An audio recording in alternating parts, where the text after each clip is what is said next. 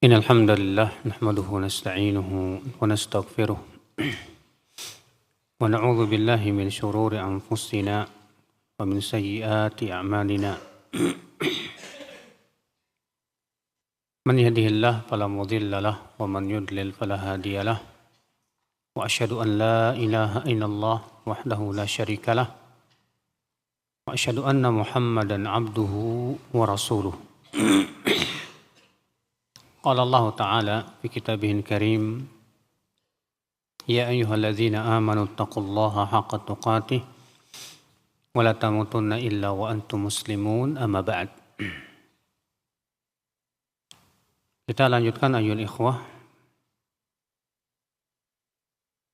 Kita masuk ke bab as-salawatul khamsu kafaratun lima bainahunna.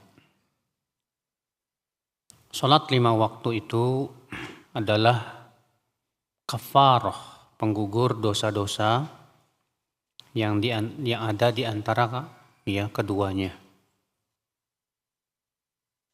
Hadis 203 An Abi Hurairah radhiyallahu anhu anna Rasulullah sallallahu alaihi wasallam qala as-salawatul khamsu wal jumu'atu ilal jumu'ati kafaratun lima bainahunna ma lam tukshal kabair wa ramadhan ila ramadhan mukaffiratun lima bainahunna idza ijtunibatil kabair idza ijtanabal kabair. Salat 5 waktu dan Jumat menuju Jumat berikutnya itu menggugurkan dosa-dosa yang ada di antara keduanya selama tidak dilakukan dosa besar.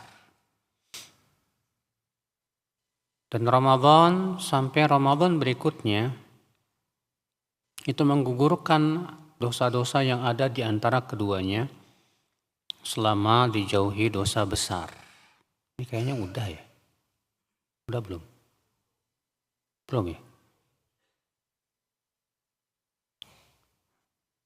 Hari ini akal Islam menunjukkan akan keistimewaan salat 5 waktu, demikian pula salat Jumat, demikian pula Ramadan.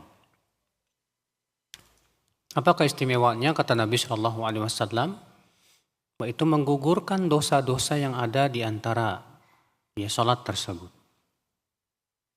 Dan ini subhanallah ya akhal Islam, rahmat Allah kepada hamba-hambanya. Karena kita manusia ini tidak lepas dari dosa, Pak. Dengan setiap kita sholat 5 waktu, Allah gugurkan lagi dosa kita. Setiap kita sholat 5 waktu, Allah gugurkan kita. Ya Masya Allah.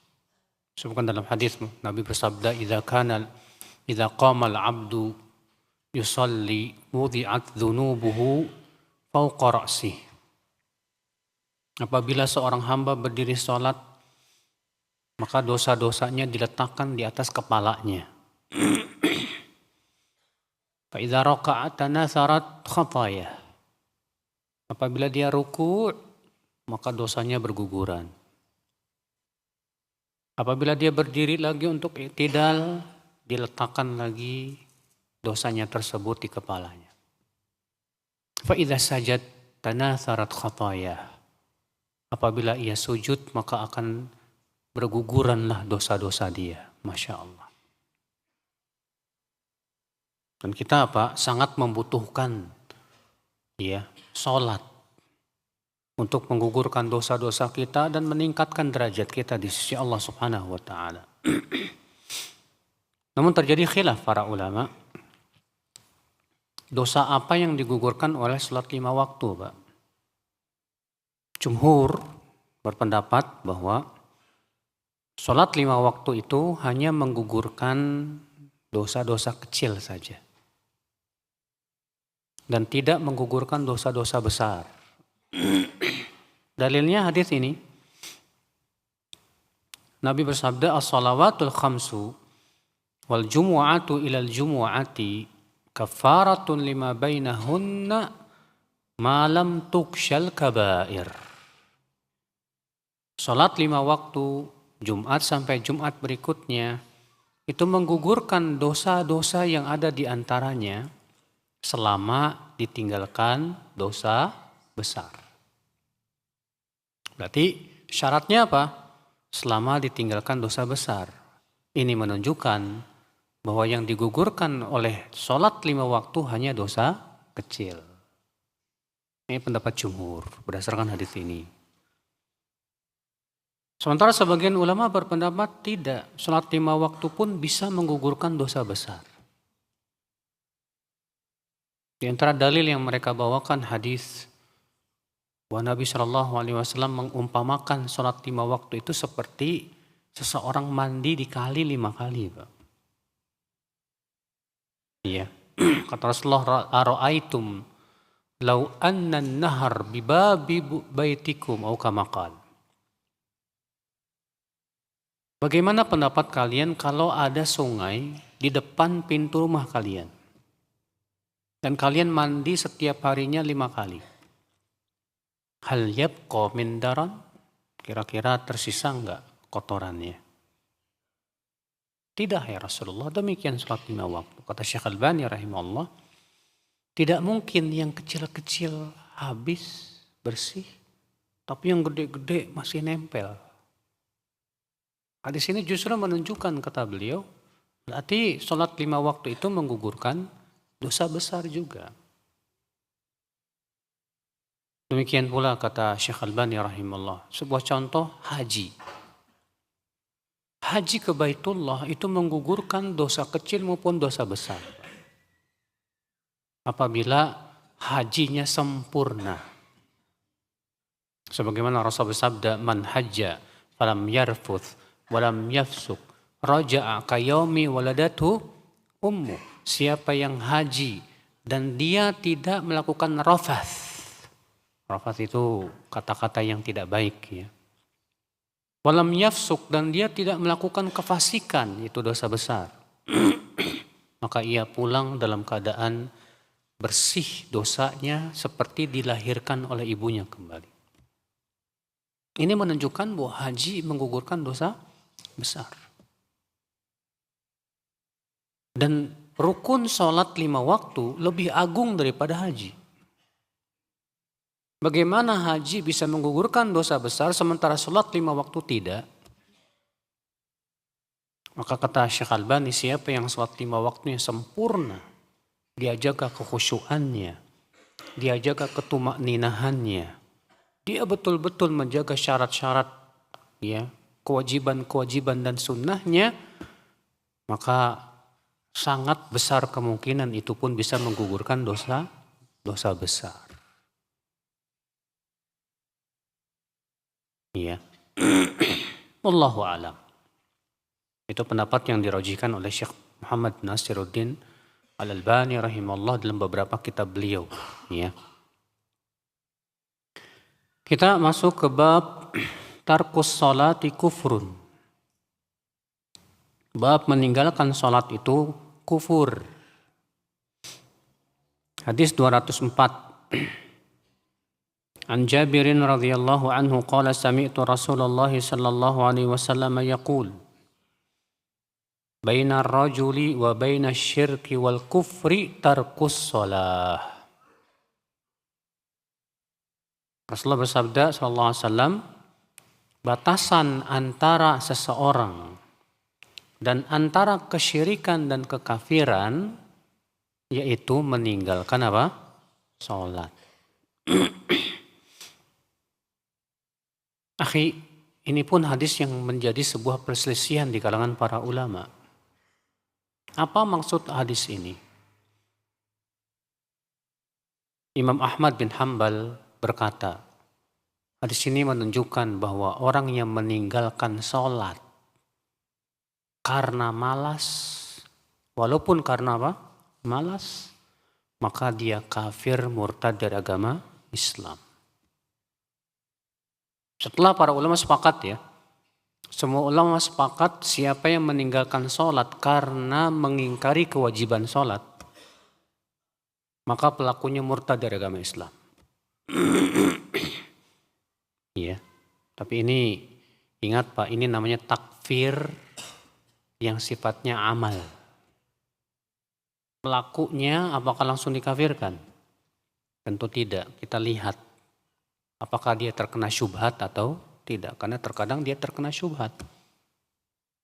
Seperti yang dilakukan oleh orang-orang sebagian orang N11.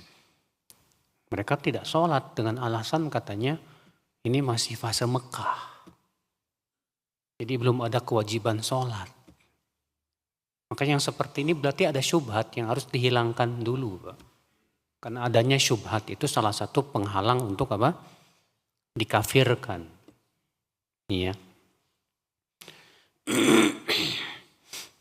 Jadi para ulama sepakat bahwa siapa yang mengingkari kewajiban sholat dan meyakini bahwa sholat 5 waktu tidak wajib, maka dia murtad dari agama Islam.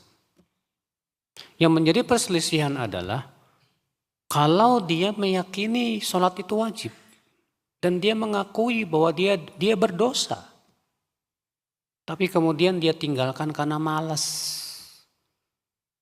maka apakah orang ini statusnya kafir atau tidak?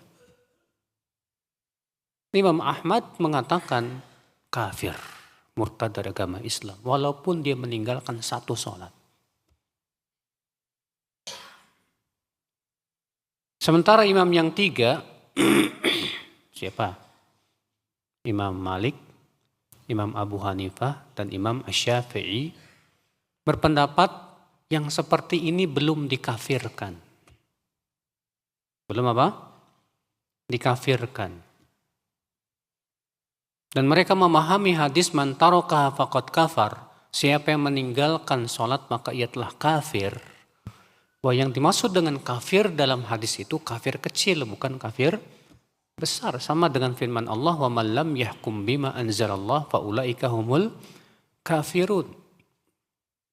Siapa yang tidak berhukum dengan hukum Allah maka dia kafir. Kafir yang dimaksud di sini kafir apa? Kufrun duna kufrin, kata Ibnu Abbas. Berubah menjadi kafir besar kapan? Kalau dia mengingkari ya, kewajibannya. Ikhwatul Islam, saudaraku seiman. Namun imam yang 3 ini Pak, berbeda pendapat tentang hukuman bagi orang yang tidak sholat. Imam Syafi'i mengatakan disuruh taubat, jika tidak maka dibunuh. Berdasarkan hadis umirtu an uqatilan nas hatta yashhadu an la ilaha illallah wa anni rasulullah wa yuqimus shalah wa yu'tuz zakah. Aku diperintahkan oleh Allah untuk memerangi manusia sampai mereka bersyahadat la ilaha illallah Muhammadur Rasulullah dan sampai mereka sholat dan membayar zakat. Berarti kalau tidak sholat diperangi, dibunuh, disuruh taubat. Kalau ternyata dia lebih memilih dibunuh daripada sholat, khilaf di kalangan mereka. Apakah dia matinya dalam keadaan kafir atau tidak? Yang rajih dia dalam keadaan kafir. Karena tidak mungkin seorang muslim lebih memilih dibunuh daripada apa? Sholat, Pak. Gak mungkin.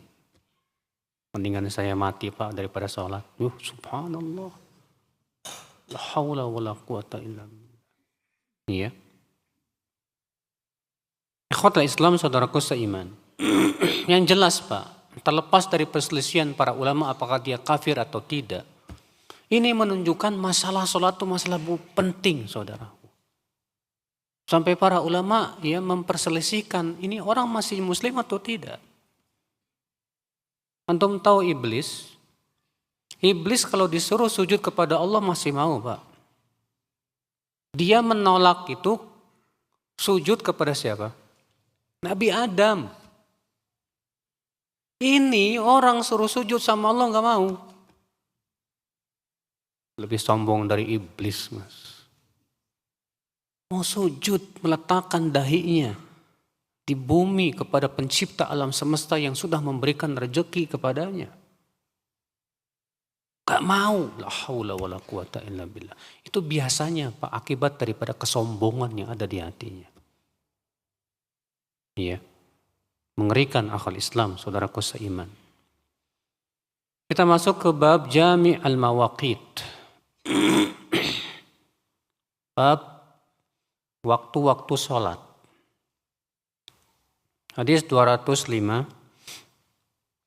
An Abdullah bin Amr radhiyallahu anhuma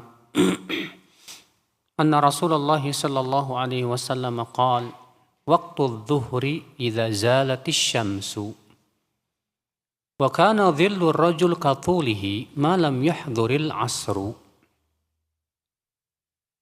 wa waqtul 'asri ma lam tasfarra asy-syamsu wa waqtu salatil maghrib ma lam yaghibis syafaqu wa waqtu salatil isya ila nisfil lailil awsat wa waqtu salatis subhi min tulu'il fajri ma lam tatlu'is syamsu fa idza tala'atis syamsu fa amsik 'anis shalah fa innaha tatlu'u baina qarnay syaitan. Dari Abdullah bin Amr, semoga Allah meridainya, bahwasanya Rasulullah SAW bersabda, waktu zuhur dimulai apabila matahari telah tergelincir sampai bayangan seseorang itu sama dengan dirinya. Kalau antum tingginya 160, maka bayangannya 160. Ya, perkiraan aja. Iya. Maka kalau bayangan seseorang sudah sama dengan dirinya, berarti sudah habis waktu apa? Zuhur dan masuk waktu asar. Dan waktu asar itu sampai matahari menguning. Lalu bagaimana dengan hadis man adraka salatal asri raq'ah qabla an taghiba asy-syams faqad adraka as-shalah. Siapa yang mendapatkan 1 rakaat dari salat asar sebelum matahari tenggelam, maka ia telah mendapatkan salat. Sementara hadis ini mengatakan waktu sholat asar itu sampai matahari menguning, Pak. Maka para ulama mengkompromikan 2 hadis itu. Mereka mengatakan, ini pendapat jumhur ya, ini menunjukkan bahwa waktu asar itu ada 2. Ada yang disebut dengan waktul ikhtiyar. Itu waktu bagi mereka yang tidak darurat. Yaitu dimulai dari bayangan seseorang sama dengan dirinya sampai matahari menguning. Ya, sampai matahari apa? Menguning. Yang kedua yang disebut dengan waktul ittirar. Apa itu waktu ittirar? Itu waktu yang darurat, seperti orang yang ketiduran atau orang yang lupa atau saking sibuknya baru ingat jam 6 atau jam setengah 6 misalnya. Maka ini dari semenjak matahari menguning sampai kapan? Sampai terbenam matahari. Ya. Kita lanjutkan. Wa waktu salatil maghrib malam yaghibis syafaq. Dan waktu salat maghrib itu selama syafaq belum hilang. Dan ini bantahan terhadap pendapat yang mengatakan bahwa waktu maghrib cuma 1, yaitu pas ketika matahari terbenam saja. Pendapat yang sahih dan ini pendapat jumhur bahwa waktu maghrib itu dimulai semenjak terbenam matahari sampai hilangnya syafaq merah. Memang terjadi khilaf di kalangan para ulama, syafaq yang dimaksud di sini syafaq merah atau putih. Yang sahih yang ditunjukkan oleh dalil-dalil yang kuat, yang dimaksud yaitu syafaq merah. Iya. Ikhwatul Islam, saudaraku seiman. Wa waktu salatil isya ila nisfil lailil awsat. Dan salat isya itu sampai pertengahan malam. Sampai pertengahan apa? Malam. Lalu bagaimana dengan riwayat man adraka salatal fajr? Man adraka salatal isya qabla al-fajri, siapa yang mendapatkan salat isya sebelum masuk fajar, maka 1 rakaat, maka ia telah mendapatkan salat.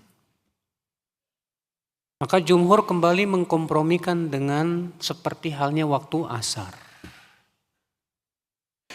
Namun Pak, lafaz itu lafaz yang mungkar. Yang sahih lafaz yang pertama tadi. Siapa yang mendapatkan sholat asar 1 rakaat sebelum matahari tenggelam. Adapun lafaz yang menyebutkan siapa yang mendapatkan isya 1 rakaat sebelum fajar, ini lafaz yang mungkar. Sehingga tidak perlu dikompromikan lagi. Kenapa? Karena hadisnya lemah. Makanya pendapat yang paling kuat, dan itu yang dirajikan oleh Syekh Utsaimin rahimahullah, bahwa waktu salat isya hanya 1. Tidak ada waktu ikhtiar dan waktu idtirar, tidak ada. Itu bahwasanya salat isya berakhir sampai pertengahan malam selesai. Lalu pertengahan malam sampai fajar waktu sholat apa? Kata Syekh Utsaimin, bukan waktu sholat manapun juga. Maka apabila seorang wanita baru selesai haidnya jam 2 malam. Selesai apa? Haidnya jam 2 malam. Apakah dia wajib sholat isya dan maghrib? Kata beliau enggak. Karena itu bukan waktu sholat apapun juga. Karena itu bukan waktu sholat apapun juga. Kalau jumhur pendapatnya dia wajib sholat 2. Maghrib dan isya. Namun saya lebih condong kepada pendapat Syekh Utsaimin dalam hal ini. Karena riwayat yang menyebutkan, yang kita sebutkan tadi ya, yang merupakan dalil jumhur itu hadisnya lemah. Wallahu a'lam. Kita lanjutkan akhwal Islam. Waktu sholat subhi min tulu'il fajr. Malam tatlu'is syams. Dan waktu sholat subuh dimulai dari tulu fajar, terbitnya fajar. Fajar yang dimaksud di sini fajar apa Pak? Fajar shadiq, bukan fajar kadzib. Antum bisa nggak membedakan fajar kadzib sama fajar shadiq? Sebetulnya mudah Pak.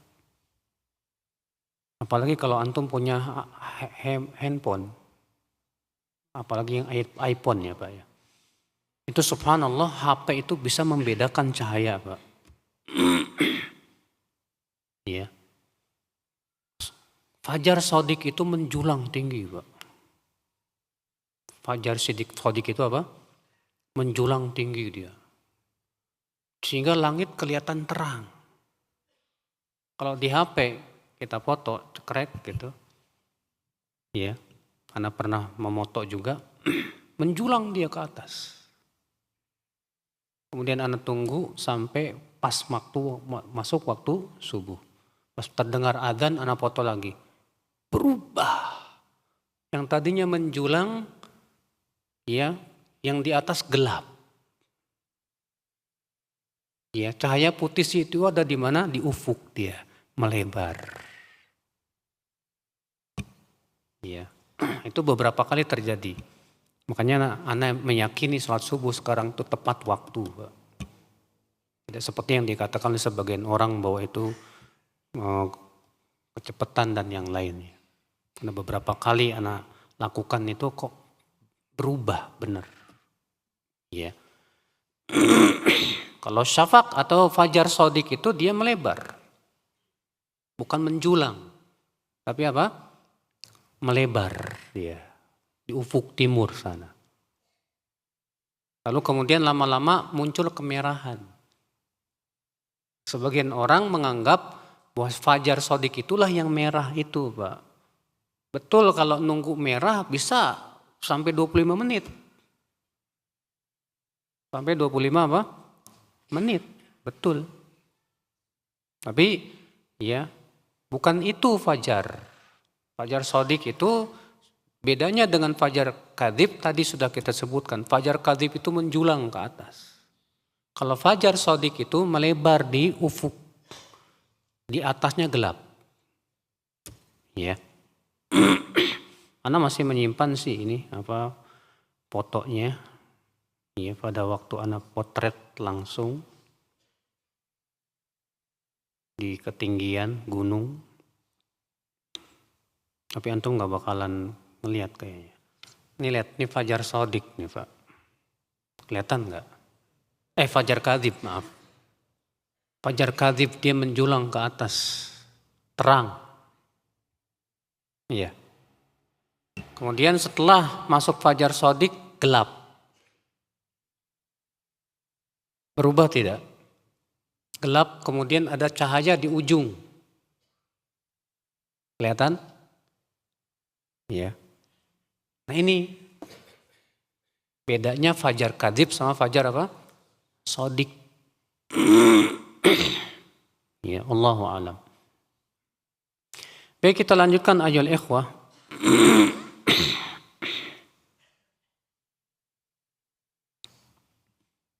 Sebentar ya, minum dulu.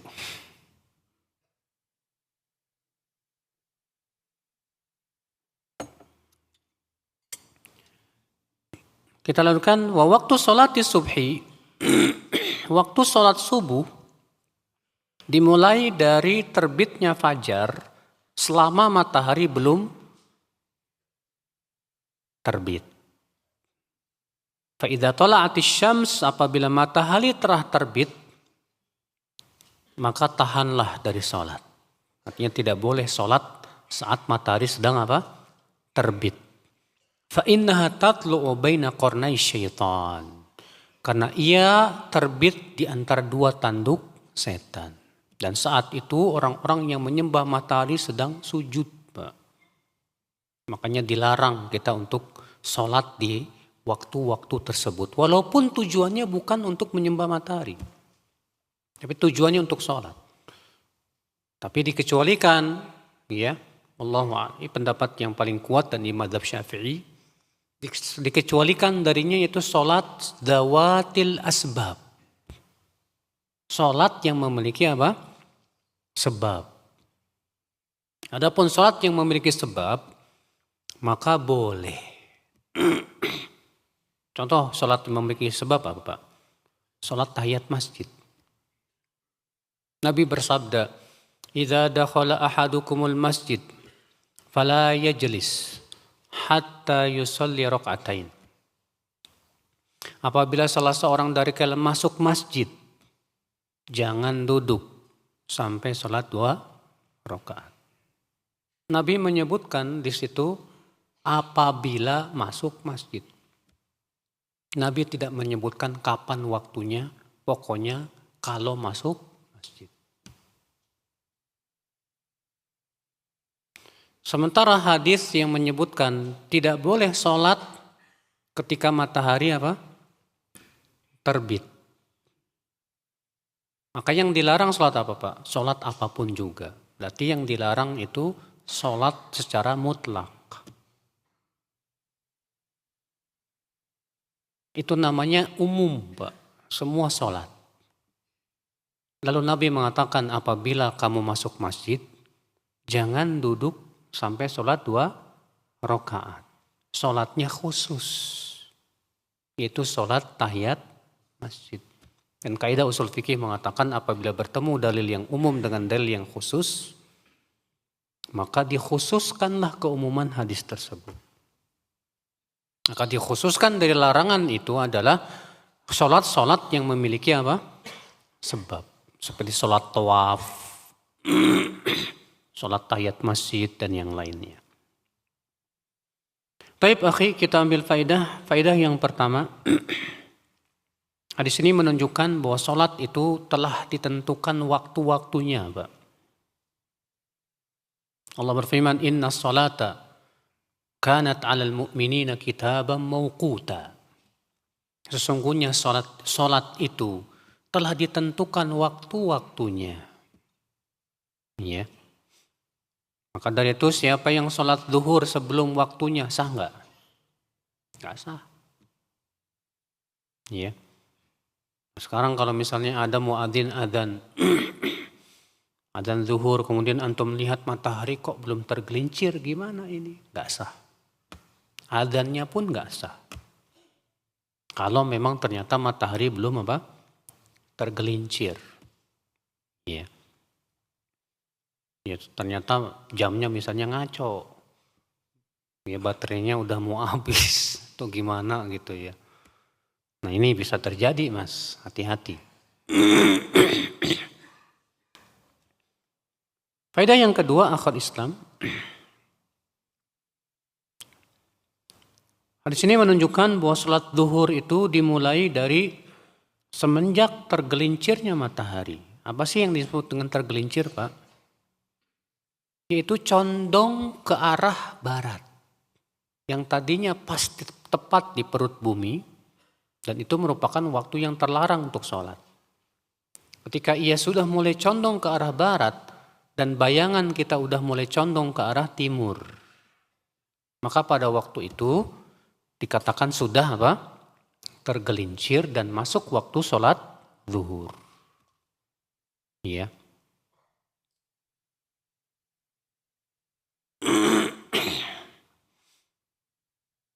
Dan berakhir kapan? Sampai bayangan seseorang sama dengan dirinya. Ini pendapat jumhur, mazhab yang 3. Maliki, Syafi'i, Hambali. Sedangkan Abu Hanifah mengatakan bahwa sholat zuhur itu berhenti sampai bayangan seseorang 2 kali lipat dirinya. Akan tetapi pendapat yang sahih, pendapat jumhur, karena hadisnya tegas sekali, Pak. Iya. Faedah selanjutnya, hadis ini menunjukkan waktu asar dimulai dari semenjak bayangan seseorang sama dengan dirinya sampai terbenam matahari. Namun sudah kita sebutkan bahwa jumhur ulama yang membagi sholat asar menjadi, waktu asar menjadi 2. Ada waktu ikhtiar dan ada waktu ittirar. Ya. Dan orang yang sengaja, Pak, mengakhirkan sholat asar sampai matahari menguning, kata Rasulullah itu sholatnya orang munafik. Kata Rasulullah, tilka sholatul munafiq, yajlis yarkubu syams hatta idha sfarrat naqara naqratal ghurab kama qala. Itu sholatnya orang munafik. Sengaja dia undur-undur sholat asar sampai menguning itu matahari. Lalu kemudian ia sholat dengan cepatnya seperti apa? Ya, gurob itu apa sih? Gagak yang mematuk. Hati-hati akal Islam, jangan sampai kita seperti orang munafik, ya, yang suka mengakhir-akhirkan waktu sholat sampai akhirnya.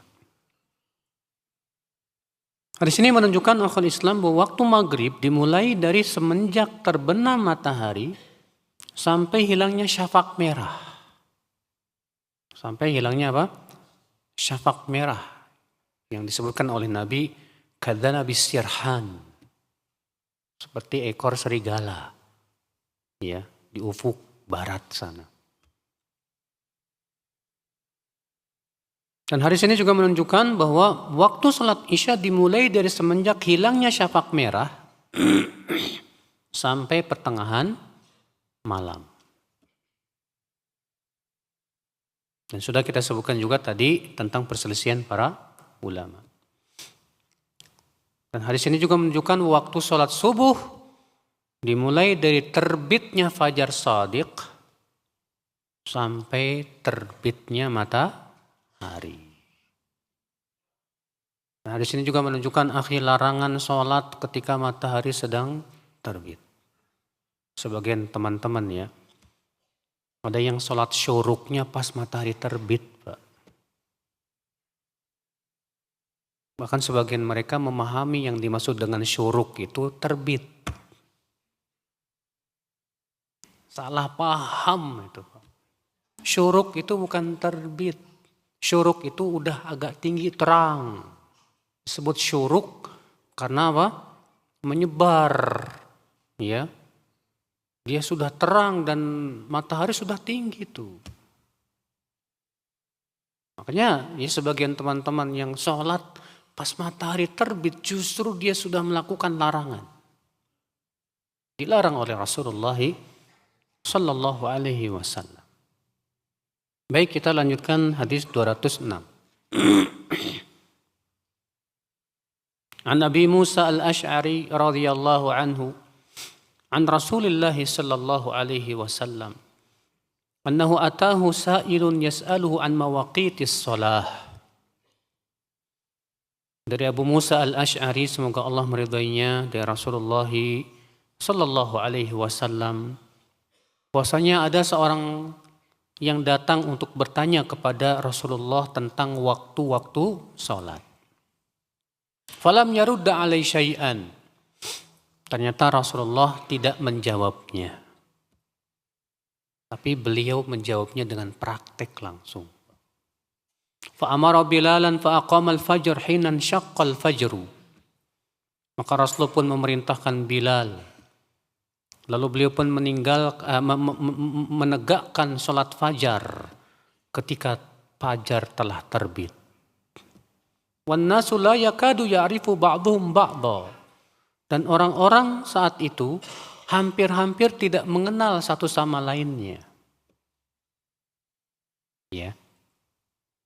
Apa maksudnya hampir-hampir tidak mengenal satu sama lainnya? Apakah pada waktu itu dimulai saat itu? Iya, dimulai ketika golas. Golas itu artinya gelap. Ya.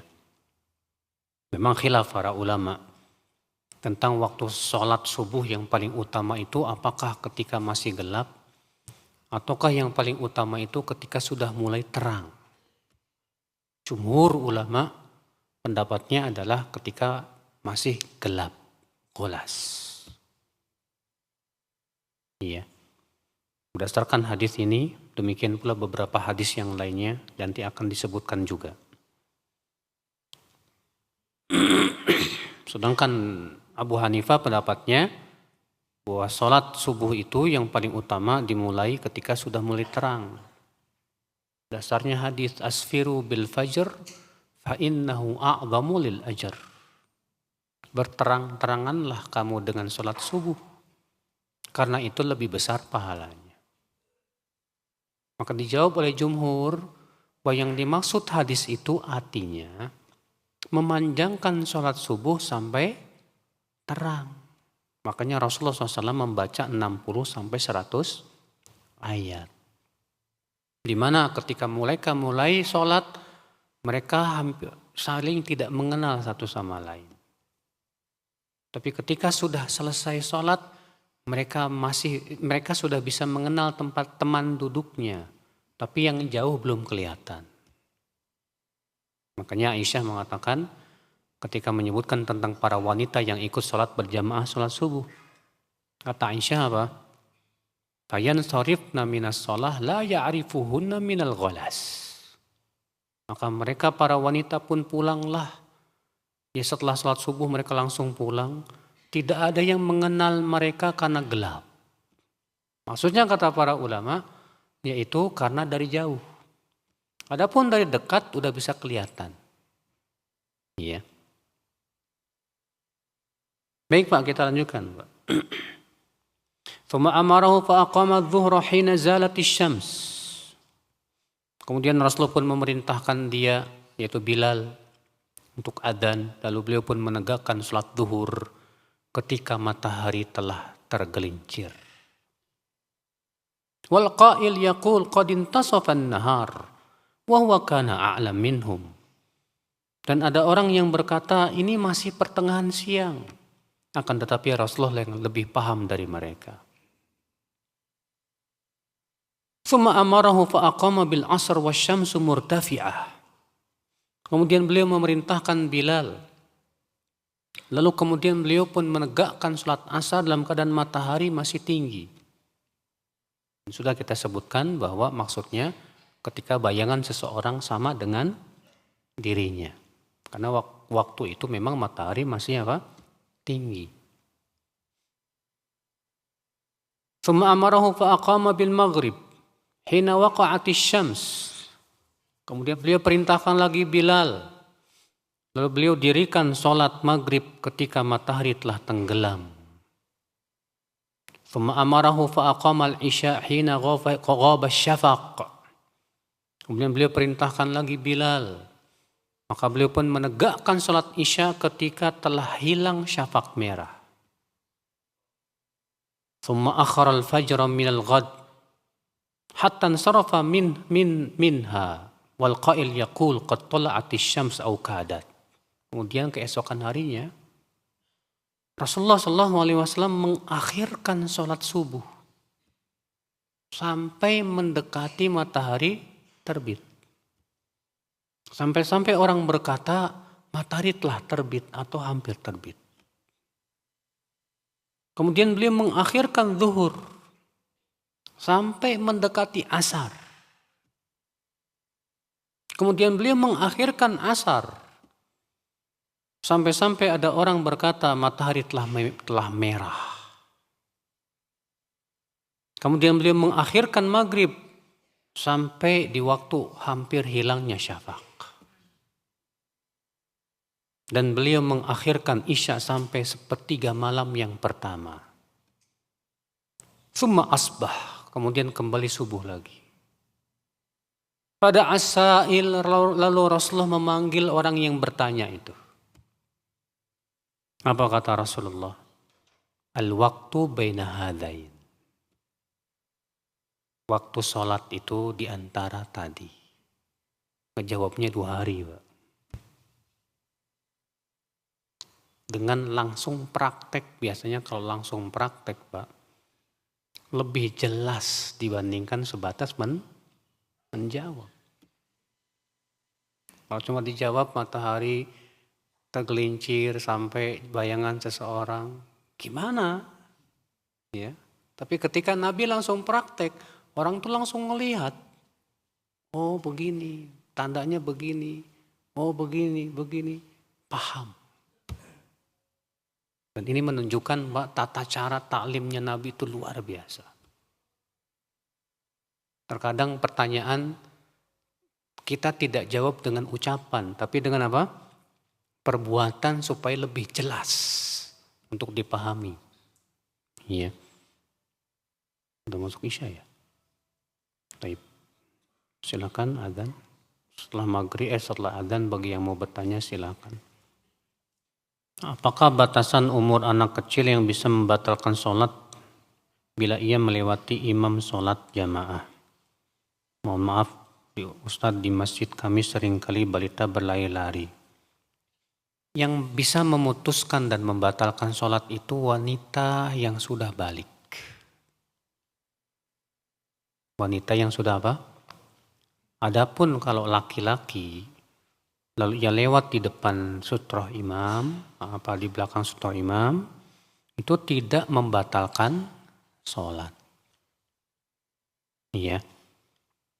Sebutkan dalam hadis Nabi bersabda, salasah taqta'u sholatar rajul. Ada 3 perkara yang bisa memutuskan sholat seseorang. Yang pertama wanita. Yang dimaksud kata para ulama yaitu wanita yang sudah haid, sudah balik. Yang kedua keledai. Dan yang ketiga anjing hitam. Ya.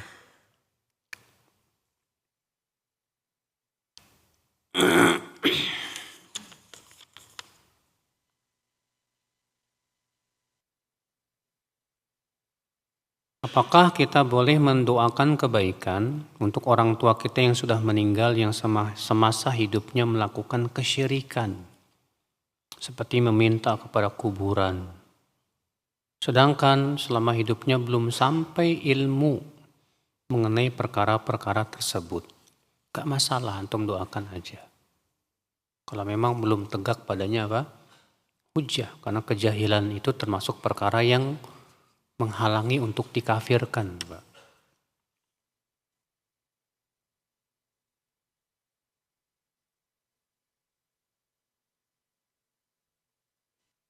Ketika kita membangun rumah atau masjid dengan menggunakan para pekerja bangunan yang tidak sholat 5 waktu, Apakah kita ikut berdosa atau kita sekedar mengingatkan saja? Kita sekedar mengingatkan saja. Mas, sholat mas. Apalagi kalau antum punya power di situ, antum punya hak, berhenti dulu mas, sholat dulu. Pas waktu sholat peraturannya nggak boleh ada yang kerja. Iya, harus tegas kepada mereka.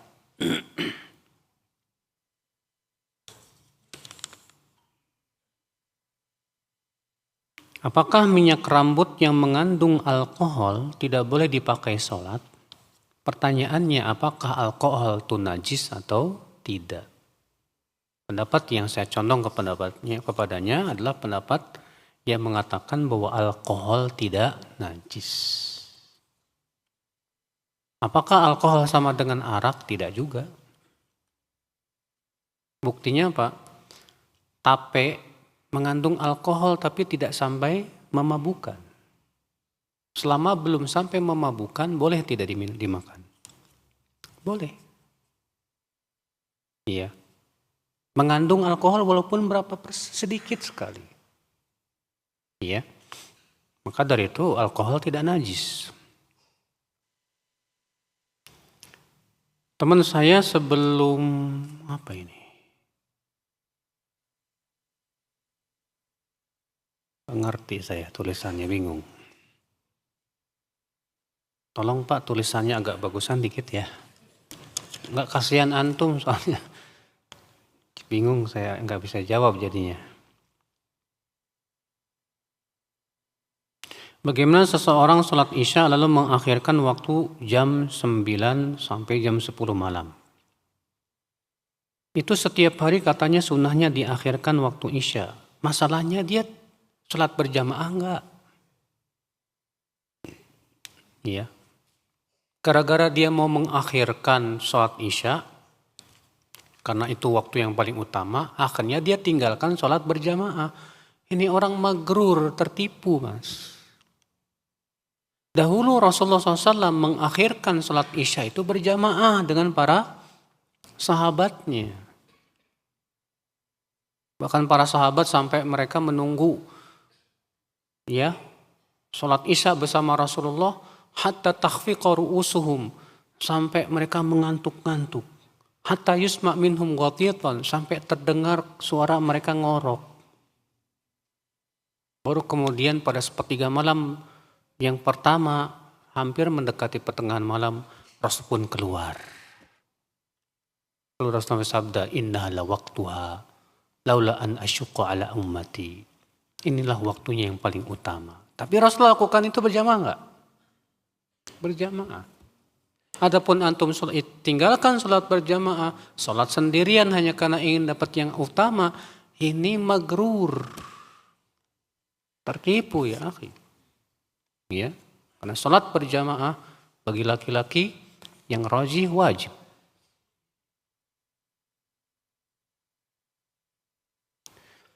Bagaimana hukumnya orang yang selalu telat dalam gerakan sholatnya? Ini tidak boleh, Pak. Ya, para ulama menyebutkan ada 3 perkara yang tidak boleh.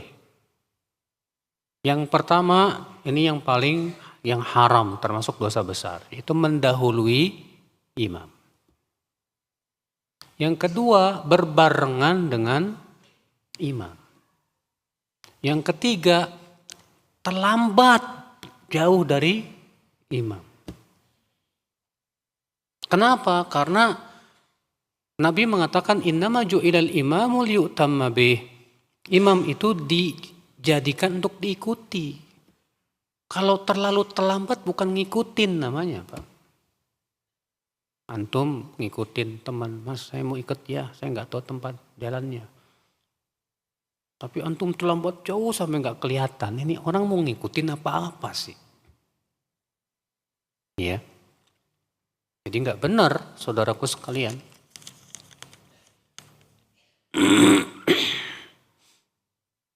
Apakah anak yang belum mumayyiz 4-5 tahun bersaf di tengah orang dewasa termasuk saf yang terputus? Ini masalah khilafiyah di kalangan para ulama. Ya, kalau anak mumayyiz betul karena niatnya sah, dan sudah dianggap sholatnya. Tapi yang jadi masalah adalah kalau itu belum mumayyiz, Mas. Iya. Maka Syekh Utsaimin malah menganjurkan kalau anak-anak yang belum mumayyiz, yang kemungkinan besar bakalan mengganggu orang sholat, lebih baik jangan dibawa ke masjid, kata beliau. Kenapa demikian? Karena itu mengganggu banget Pak orang yang sedang sholat. Mungkin niat antum pengen mendidik supaya anak antum bisa senang masjid. Tapi gara-gara anak antum lari sana sini, jerat-jerit, akhirnya apa yang terjadi? Nggak ada yang khusyuk orang sholat.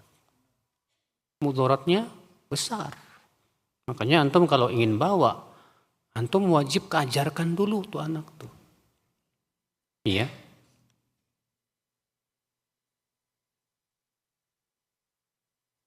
Mohon nasihatnya untuk ikhwan-ikhwan yang suka parkir mobil, bahkan sudah seperti garasi sendiri. Padahal itu jalan umum. Ya. Ini akhi zolim, akhi. Bagaimana hak umum antum ambil buat kepentingan pribadi? Tidak boleh. Pengen punya mobil tapi nggak punya garasi. Ya. Akhirnya antum malah zolim terus sama orang. Tidak baik saudaraku sekalian. Baik, saya kira cukup. Subhanakallah bihamdik. Asyhadu an la ilaha illa anta astaghfiruka wa atubu ilaik. Assalamualaikum warahmatullahi wabarakatuh.